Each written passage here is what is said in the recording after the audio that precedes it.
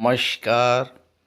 बहुत स्वागत है आप सभी दर्शकों का वृश्चिक राशि के लिए 2026 वार्षिक राशि फल के इस वीडियो में।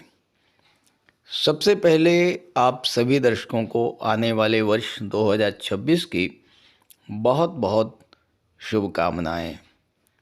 जा रहा है मंगल का वर्ष, आ रहा है सूर्य का वर्ष। जी हाँ, 2025 मंगल का वर्ष है और मंगल है युद्ध के देवता, मंगल हैं सेनापति, मंगल अग्नि तत्व ग्रह हैं, मंगल है वर्चस्व, अधिकार, लड़ाई झगड़ा और ब्लड के कारक। मंगल अगर खराब हुए तो विध्वंस करा देते हैं। जीवन में चोट चपेट, एक्सीडेंट, दुर्घटना, ब्लड रिलेटेड डिजीज़, इन सब के कारक हैं मंगल। बताने की आवश्यकता नहीं है, प्रत्यक्षम किम प्रमाणम। आपने देखा ही है कि वर्ष 2025 में मंगल ने कितना तांडव मचाया। अब 2025 समाप्त होने जा रहा है और 2026 आने वाला है। 2026 सूर्य का वर्ष है और सूर्य हैं ऊर्जा, ऊष्मा, प्रकाश और जीवन के कारक। सूर्य आत्मविश्वास और आत्मबल के कारक होते हैं। सूर्य ग्रहों के राजा हैं और सूर्य के कारण ही पृथ्वी पर जीवन है। तो 2026 हमारे जीवन में आशा की एक नई किरण लेकर आ रहा है। सूर्य का वर्ष 2026 हमारे जीवन में उजाला करने आ रहा है और 2025 में जिन अंधेरे से हम लगातार जूझते रहे हैं उनसे मुक्ति दिलाने जा रहा है। हालांकि सूर्य भी अग्नि तत्व ग्रह हैं, सूर्य भी ईगो, अहंकार के कारक हैं, तो इस तरह के प्रभाव 2026 में भी देखने को मिलेंगे। अहम का टकराव, वर्चस्व की लड़ाई, अधिकार जताने की चेष्टा, शासन सत्ता की भूख, ये सब तो 2026 में भी देखने को मिलेंगे। लेकिन जितना विनाश 2025 में हुआ उसकी भरपाई भी 2026 में होगी, इसमें कोई संदेह नहीं है। ये विश्लेषण आपकी चंद्र राशि के आधार पर किया जा रहा है। तो ये है वृश्चिक राशि के जातकों की कुंडली। वीडियो शुरू करने से पहले सबसे पहले आप सभी दर्शकों को वर्ष 2026 की अनंत हार्दिक शुभकामनाएं। कामना करता हूँ इष्ट देव से, परमात्मा से, आप स्वस्थ रहें, खुश रहें और जो भी आपकी मनोकामना है वो जल्द से जल्द पूरी हो। चलिए अब समझते हैं कि 2026 आपके लिए कैसा रहेगा। जब भी वार्षिक राशिफल की बात की जाती है तो उन ग्रहों के गोचर पर ज़्यादा फोकस किया जाता है जो लंबे समय तक एक राशि में गोचर करते हैं। शनि, राहु, गुरु और केतु। और इसके अलावा राशि के स्वामी आपके मंगल हैं, उनके गोचर को भी ध्यान में रखना होगा। और चूंकि 2026 सूर्य का वर्ष है तो सूर्य के गोचर पर भी ध्यान रखना होगा। इन सब चीज़ों को लेकर के 2026 का वार्षिक राशिफल बनेगा। अब देखिए, शुरुआत आपके राशि के स्वामी, लग्न के स्वामी मंगल देव से ही करते हैं। तो मंगल देव आपकी कुंडली में इस समय जब 2026 की शुरुआत होगी तो सेकंड हाउस में रहेंगे, धन के भाव में। राहु चौथे भाव में, शनि पंचम भाव में, गुरु 8th में है, 9th में है, फिर 8th में आएंगे और 2 जून को फिर से 9th हाउस में जाएंगे। और केतु जो हैं वो 10th भाव में बैठे हैं। अब देखिए, 16 जनवरी से 24 फरवरी तक आपके लग्न के स्वामी मंगल 3rd हाउस में आ जाएंगे और यहाँ पर अपनी उच्च की राशि में गोचर करेंगे। अब तीसरा भाव तो मंगल को अत्यंत प्रिय है, क्योंकि मंगल क्या है?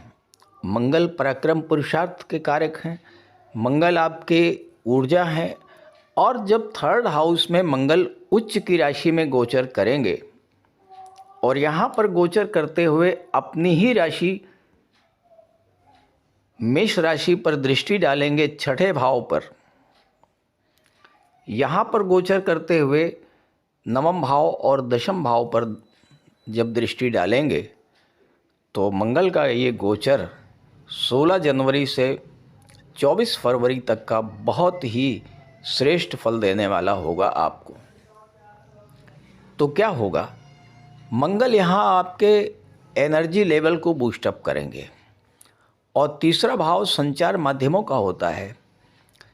आप किसी ऑनलाइन प्लेटफॉर्म से जुड़ करके कार्य कर रहे हैं, आप मार्केटिंग से जुड़े हुए हैं, आप ट्रैवलिंग से जुड़ करके कोई कार्य कर रहे हैं, या आप आर्मी में हैं, डिफेंस में हैं, गेम्स स्पोर्ट्स से आप रिलेट करते हैं, या शासन प्रशासन में उच्च पद पर हैं, और या फिर फायर रिलेटेड एरियाज़ में आप काम करते हैं, तो ऐसे सभी जातकों के लिए मंगल का गोचर बेहद अनुकूल रहेगा। क्योंकि मंगल आपके अंदर लीडरशिप की क्वालिटी डेवलप कर देंगे। मंगल सेनापति होते हैं। सेनापति ना तो डरता है, ना झुकता है, ना दबता है किसी से। सेनापति सिर्फ और सिर्फ जीतना जानता है। और यहाँ पर गोचर करते हुए मंगल की दृष्टि जब आपकी कुंडली के 6ठे भाव पर पड़ेगी, तो और 6ठा भाव क्या होता है? 6ठा भाव होता है कंपटीशंस का, 6ठा भाव होता है नौकरी का। तो आप अपने जीवन में चल रहे किसी भी संघर्ष से, किसी भी चुनौती का सामना बेहद मजबूती के साथ करेंगे। और साथ ही साथ जो छात्र आर्मी, एयरफोर्स, नेवी, मिलिट्री या मेडिकल के क्षेत्र में जाना चाहते हैं, तो 24 फरवरी तक का समय उनके लिए बेहद अनुकूल रहेगा। इसके बाद 3 अप्रैल तक मंगल आपके 4th हाउस में रहेंगे। 4th हाउस क्या है? ये प्रॉपर्टी का होता है। और मंगल क्या है? मंगल भूमि के कारक हैं। तो यहाँ पर प्रॉपर्टी से रिलेटेड लाभ आपको दिलाएंगे। और साथ ही साथ यहाँ गोचर करते हुए मंगल की सीधी दृष्टि आपके 10वें भाव पर पड़ेगी। तो इस समय आपका नेचर डोमिनेटिंग होगा, आप नेतृत्व की भूमिका में होंगे। बस ध्यान रखें आप कि आपको अपने क्रोध पर, गुस्से पर और जल्दबाजी की प्रवृत्ति पर रोक लगाना होगा। क्योंकि यहाँ पर राहु मंगल एक साथ होंगे और राहु मंगल का अंगारक दोष बनेगा। अंगारक दोष बनने से क्या होगा कि आपके अंदर बात बात पर गुस्सा आना, बात बात पर क्रोध आना और जल्दबाजी में कोई गलत डिसीजन, इस तरह के कार्य, इस तरह के नेगेटिव इफ़ेक्ट इसके पड़ेंगे। 3 अप्रैल से 10 मई मंगल आपकी कुंडली के 5th हाउस में आ जाएंगे। और ये समय ऐसा रहेगा जो छात्रों के लिए बेहद अनुकूल रहेगा। आप किसी गवर्नमेंट जॉब के लिए अप्लाई कर सकते हैं, उच्च शिक्षा के लिए किसी अच्छे इंस्टीट्यूट में आपका एडमिशन हो सकता है, पढ़ाई में आप फोकस करेंगे, मंगल आपके एनर्जी लेवल को बूस्टअप करेंगे। तो यहाँ पर छात्रों के लिए मंगल का गोचर बहुत अच्छा रहेगा।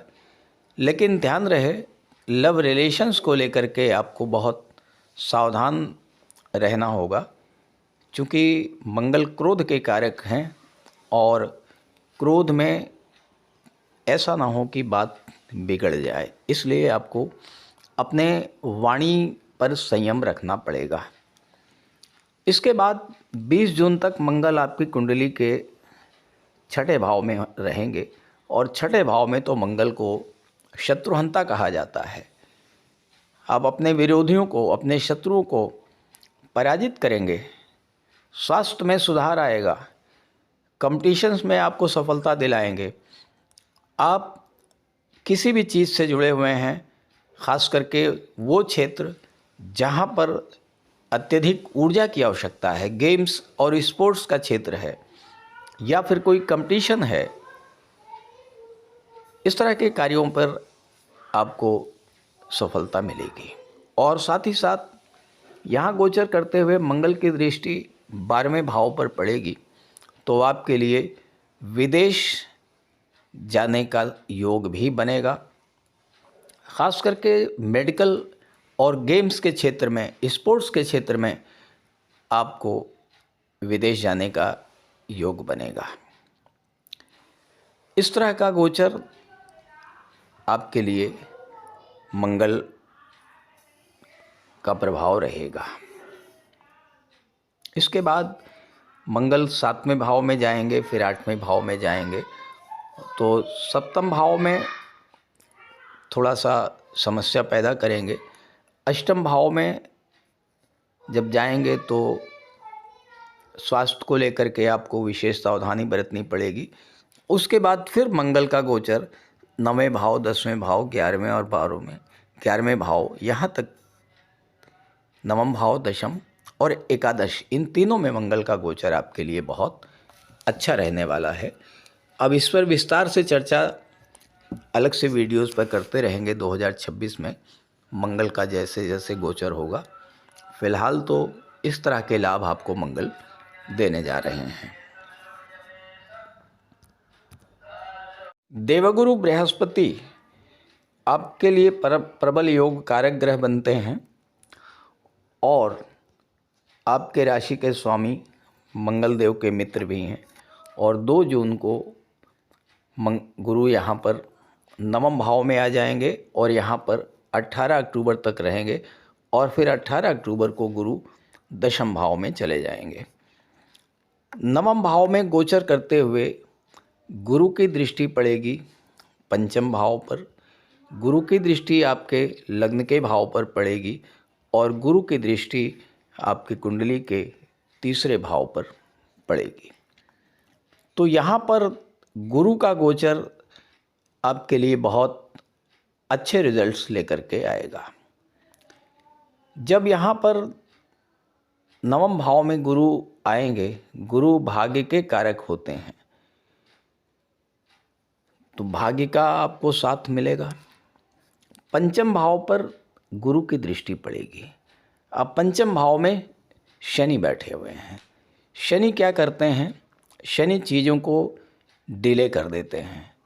अब शनि के कारण क्या होगा कि हो सकता है कि कभी आप पढ़ाई में थोड़ा बहुत कन्फ्यूज़न महसूस करें, कभी आपका पढ़ाई से मन हट जाए, कभी माइंड डाइवर्ट हो जाना या किसी कारण से शिक्षा में कोई व्यवधान आ जाना, ये सब कार्य शनि करते हैं।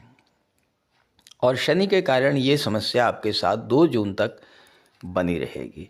लेकिन जैसे ही 2 जून को गुरु 9th हाउस में आएंगे और 2 जून पर 9th हाउस पर गोचर करते हुए गुरु की दृष्टि शनि पर पड़ेगी।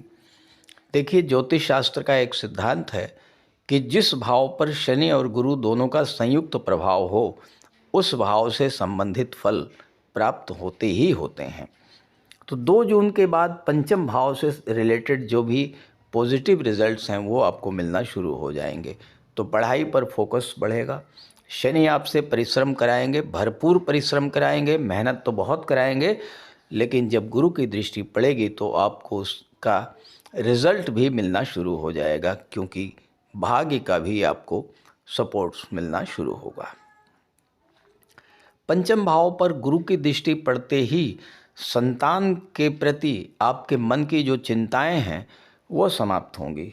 जो नवविवाहित हैं और संतान प्राप्ति के इच्छुक हैं, लेकिन पंचम भाव में शनि के गोचर के कारण संतान प्राप्ति में विलंब हो रहा था, तो गुरु की दृष्टि जब पड़ेगी तो संतान प्राप्ति का भी योग बनेगा।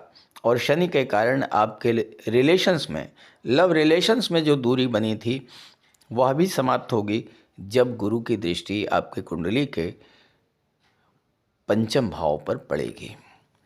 गुरु की दृष्टि आपके लग्न भाव पर पड़ेगी।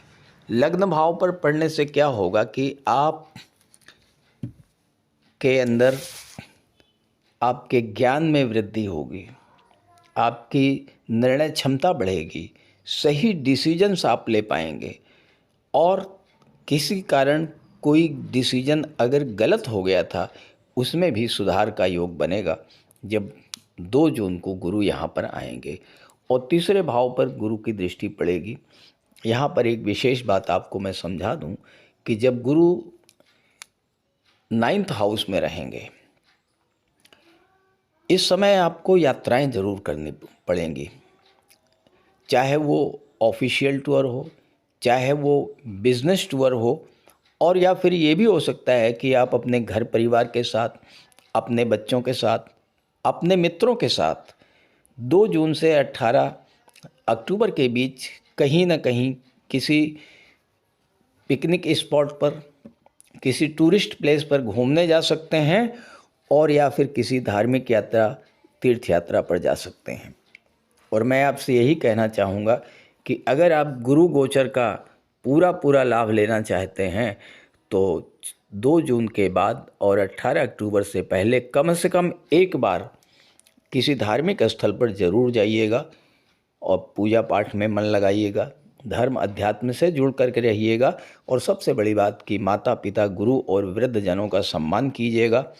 भूल करके भी उनको किसी तरह का कष्ट मत दीजिएगा, उनका आशीर्वाद प्राप्त करते रहिएगा। गुरु आपके लिए बेहद अनुकूल फल प्रदान करेंगे। 2026 सूर्य का वर्ष है और आपकी गोचर कुंडली में सूर्यदेव 10th भाव के स्वामी हैं।